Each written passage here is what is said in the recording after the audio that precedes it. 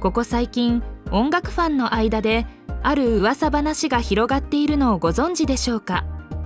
それはミルクが日本レコード大賞に初ノミネート、しかもいきなり最優秀作品賞を取るんじゃないかという、なんともワクワクする噂です。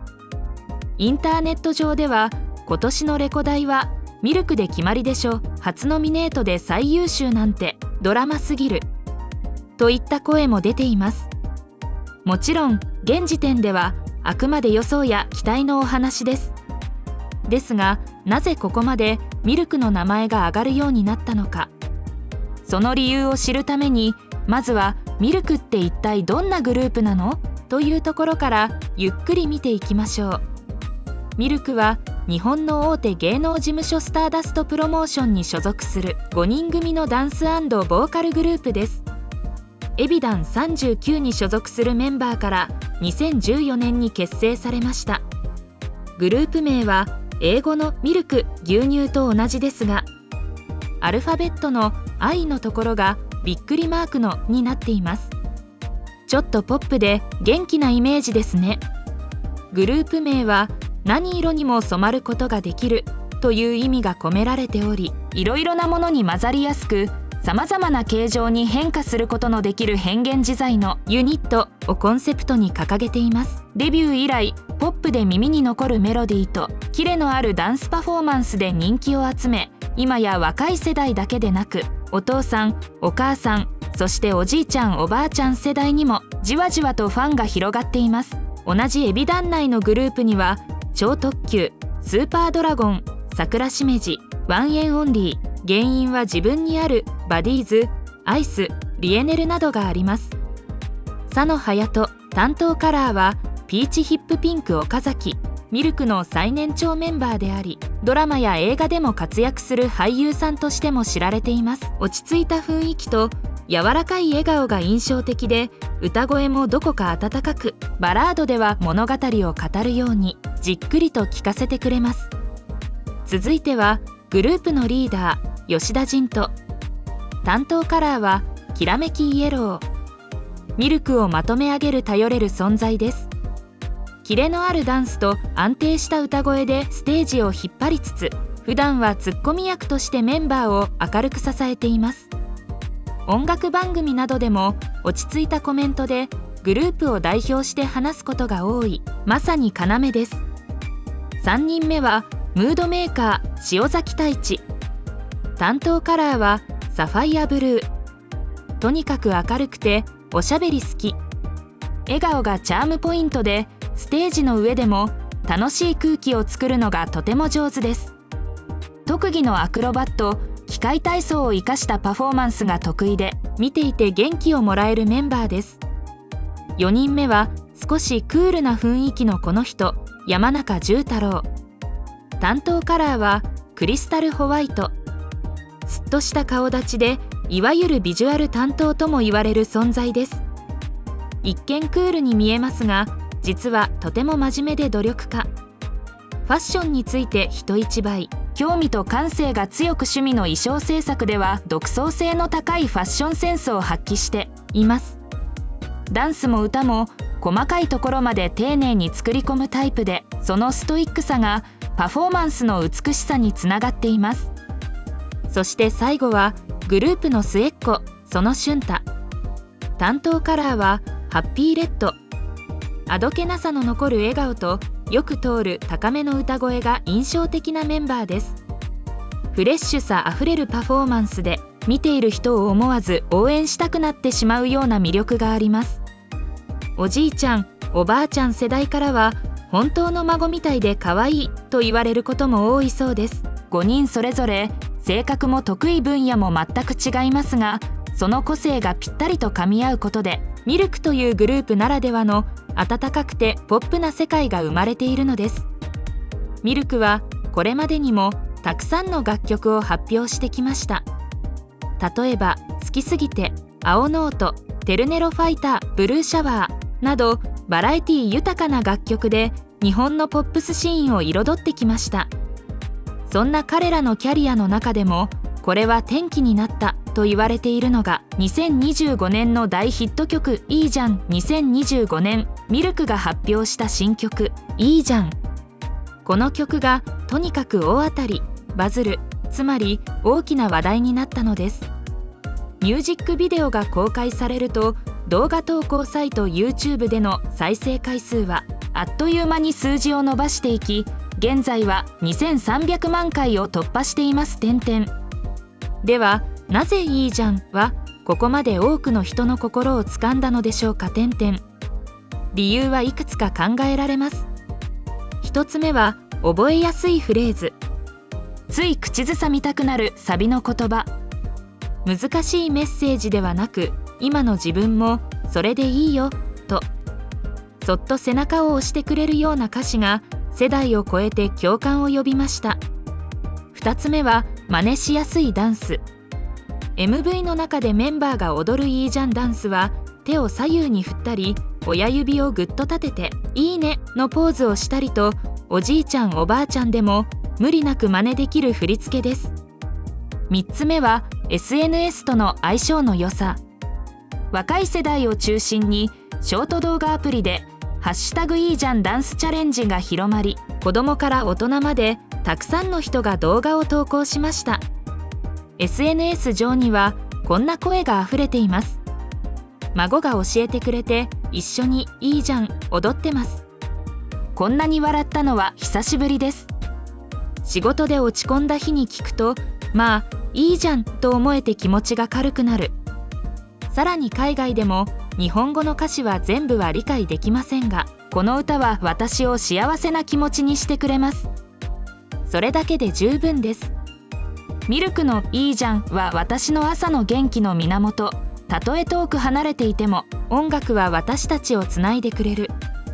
言葉がわからなくてもメロディーとパフォーマンスで気持ちが伝わる。いいじゃんはまさにそんな曲として日本だけでなく世界にも広がりつつあるのです。日本レコード大賞は日本の音楽界における最も歴史のある音楽賞の一つです。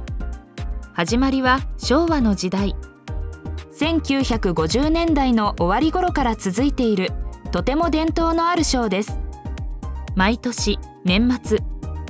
だいたい12月の終わりにテレビで生放送され、今年最も音楽シーンを彩った一曲を決める一大イベントとして長く親しまれてきました。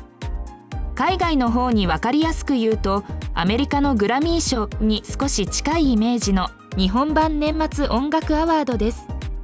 日本レコード大賞にはいくつかの部門がありますが、中でも注目されるのが優秀作品賞、そしてその中から選ばれる日本レコード大賞最優秀作品賞です。まずその年の音楽シーンを代表する曲が優秀作品賞としていくつか選ばれます。その中からたった1曲だけ今年を象徴する歌として選ばれるのが最も名誉ある日本レコード大賞なのです。これまでにも流行歌、演歌、ポップス、ロックなどさまざまなジャンルの名曲がこの賞を受けてきました。ではその日本レコード大賞はどのようにして選ばれるのでしょうか。細かいルールは専門的になりますが、ここでは分かりやすくポイントだけをご紹介します。一つ目は音楽の専門家による審査。音楽評論家、作曲家、作詞家、プロデューサーなど音楽に詳しい専門家たちがその年の楽曲をチェックします。2つ目が楽曲の質。メロディー、歌詞、歌唱、アレンジなど音楽としての完成度が高いかどうかが見られます。3つ目にヒットの大きさ、話題性。 CD や配信の売り上げ、ストリーミングや動画サイトでの再生回数、そして世間での話題性も重要です。最後は時代性社会への影響。その年の空気や時代の気分をどれだけ表しているか、多くの人の心を動かしたかどうかという点も考慮されます。こうしたポイントを総合的に見て、まず優秀作品賞が選ばれ、そこから一つの曲が日本レコード大賞イコール最優秀作品賞として選出されます。では、なぜミルクのいいじゃんが日本レコード大賞の最優秀作品賞を取るのではと言われているのでしょうか。先ほどの選ばれるポイントに照らし合わせて一つずつ見ていきましょう。一つ目、音楽の質。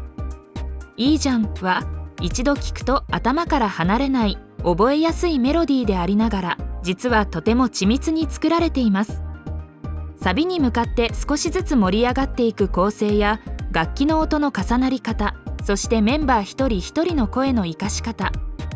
そうした音楽的な工夫がたくさん盛り込まれています。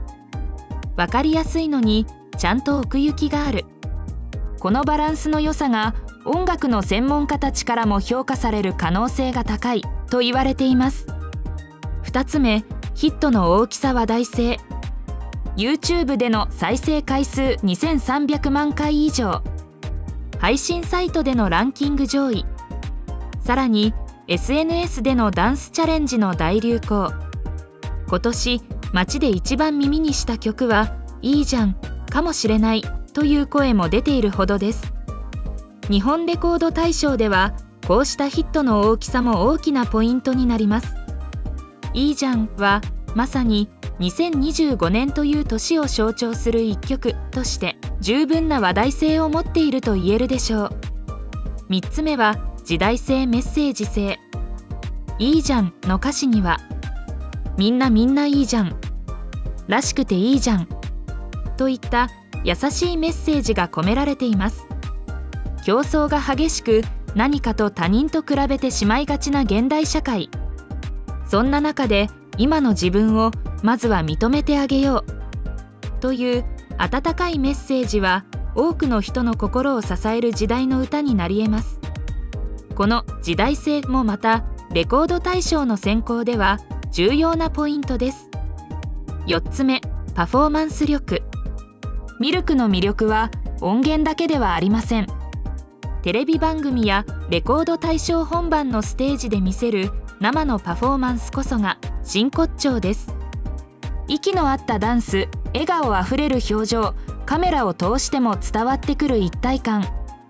テレビ越しに元気をもらえる。孫と一緒に踊りたくなる。そんなステージを見せてくれるグループであることも高く評価されうるポイントでしょう。5つ目、世代を超えた支持。いいじゃんは若い世代のファンだけでなく、おじいちゃんおばあちゃん世代にも親しみやすい曲です。テンポは軽快ですが、メロディーはどこか懐かしく、歌謡曲や昭和のポップスを思わせる部分もあります。最近の曲は早すぎてついていけないと感じる方でも、いいじゃんなら自然と口ずさめる。この世代を超えた人気もその年を代表する曲として選ばれる上で大きな強みになりそうです。6つ目、海外への広がり。さらに海外からの反響も少しずつ大きくなっています。先ほどの SNS の声のように、歌詞は全部わからないけれど聴いていると元気になるから好きというコメントが多く寄せられています。世界中どこにいても画面の向こうにいる誰かを笑顔にできる音楽。こうした国境を越えた広がりも今の時代にふさわしい評価ポイントの一つです。こうして条件を一つ一つ見ていくと、音楽の質、ヒットの大きさ、時代性、パフォーマンス、世代を超えた人気、海外への広がり、そのすべてにおいてミルクのいいじゃんは十分にレコード大賞級と言えるのではないか。そんな見方がファンの間だけでなく音楽ファン全体に広がっているのです。もちろん日本レコード大賞はミルクだけのものではありません。毎年優秀作品賞にはその年の音楽シーンを彩った間がずらりと並びます。昨年日本レコード大賞に選ばれたミセスグリーンアップルも名を挙げています。ベテラン歌手から若手アーティスト、バンド、アイドルグループまでジャンルも世代も様々です。その中でミルクのいいじゃんがどこまで食い込めるのか。その一点にフファンの注目が集まっています。初ノミネートにしていきなり最優秀作品賞。そんなまるでドラマのような展開は本当に起こるのでしょうか。2025年大中目のグループミルクがレコード大賞という一つの栄光をつかむのか、それとも同じく優秀作品賞に名を連ねる他のアーティストたちがその座を勝ち取るのか。年末の夜、テレビの前で家族みんなでワイワイ言いながら見守りたくなる、そんな瞬間になりそうです。2025年の日本レコード大賞、そしてミルクのこれからの活躍から目が離せません。